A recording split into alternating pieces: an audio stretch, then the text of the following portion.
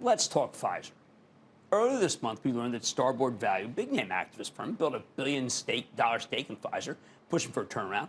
I'm actually a fan of Pfizer. I like the takeover spree, including their expensive acquisition of Seagen last year, because it won't be expensive if things pay off. But Starboard's been calling this strategy into question. So have others.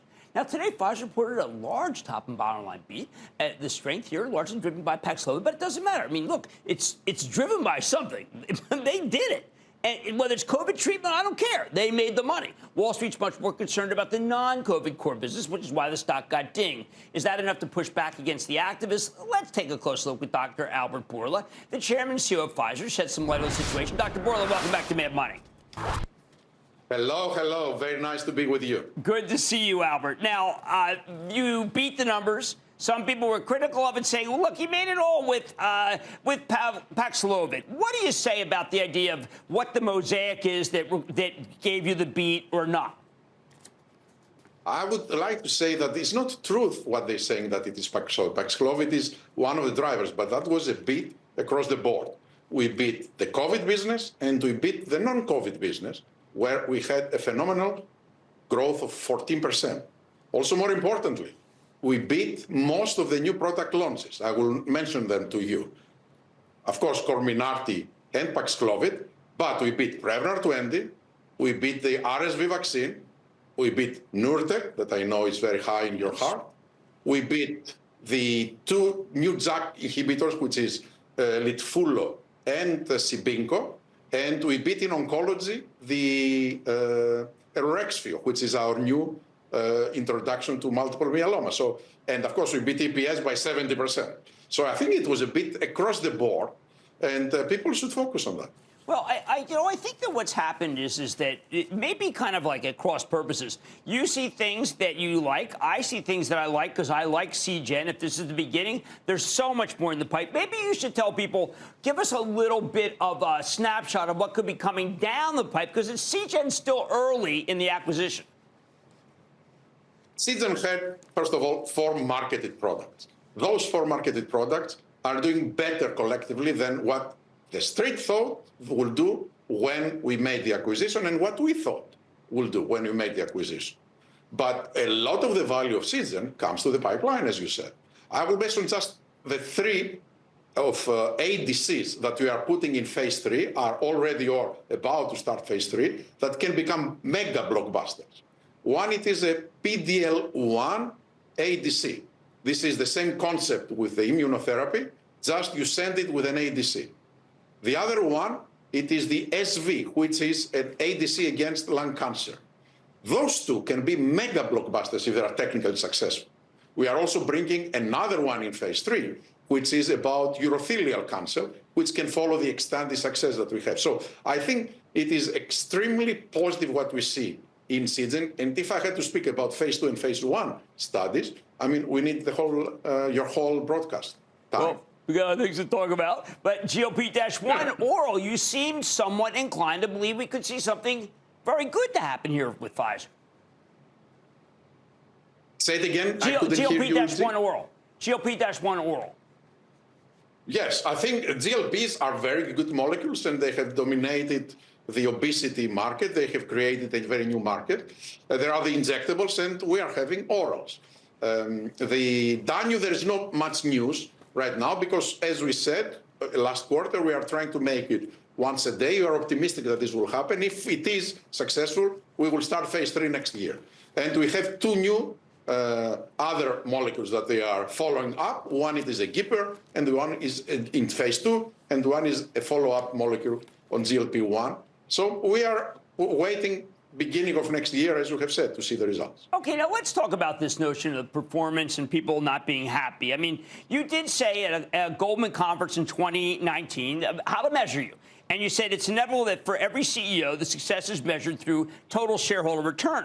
Now, it's been a tough run. You've made a huge amount of money with the COVID proceeds, but Pfizer stock is down 12% from then, and the S&P is up 156%. Now, that may be an unfair view to look at those two, but it is the reality that some of these activists care about. No, you're right, and actually, this is one of the things that I agree with them and with Starboard. By the way, we met with the Starboard team, and Jeff was there, and I was there. Our lead director was there, and actually I liked him. He seemed to me very smart, very pragmatic, and he told me that, Albert, all I care is to see your stock price going up, and there's nothing that I care more than that. So I agree that the total shareholder return right now is very poor. Why is that?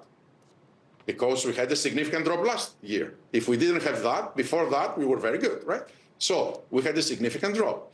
The thing is that we need to do things to recover. And we have changed a lot of things in Pfizer so that we can recover. And one of the things, it is the commercial model that is doing extremely well right now, 3 consecutive beats. Then the Seagen integration that is doing extremely well. We announced $4 billion of cost cuts that we are executing very well. An additional $1.5 billion in margin improvements that is going for next year.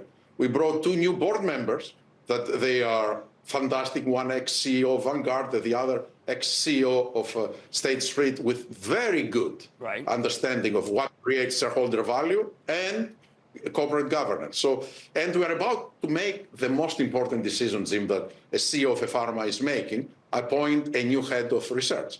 So I think we are doing a lot of changes, but if Starboard or anybody else, for that matter, have good ideas, I will certainly discuss them and entertain. All right, well, I think one of the ideas they had was to work with Ian Reid and with someone I have known for, I don't know, 2-3 decades, Frank D'Amelio. And it looked like they were kind of going with Jeff Smith and Starboard, and then something happened.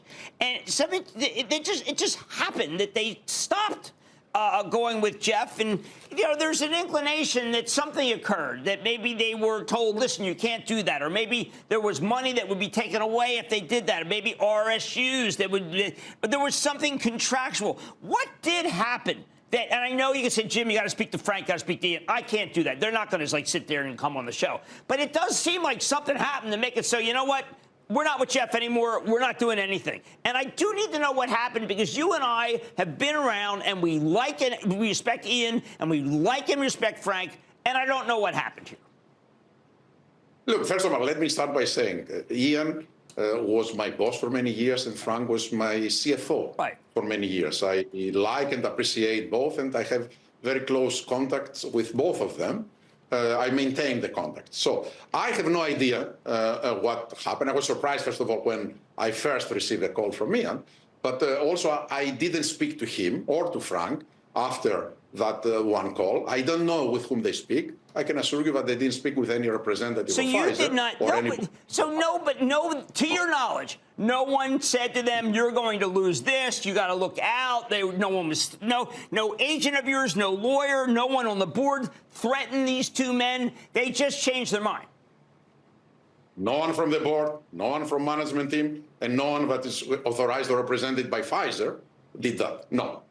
Well, then, I guess, are you working with Frank now, for instance, for help? Because I know you've reached out to everybody, and, I don't know Ian as well as I know Frank. These are great men, okay? And these are people I want in my tent. Are they in your tent helping to figure out what's the next steps? Ian and Frank, they have very good access to me. And I didn't speak to them since then, but I will entertain all the ideas, because they know Pfizer, they know the market, and they have very good ideas. All I can say is I wish them well, because they are, as I said, very close to my heart since the days that we were working together.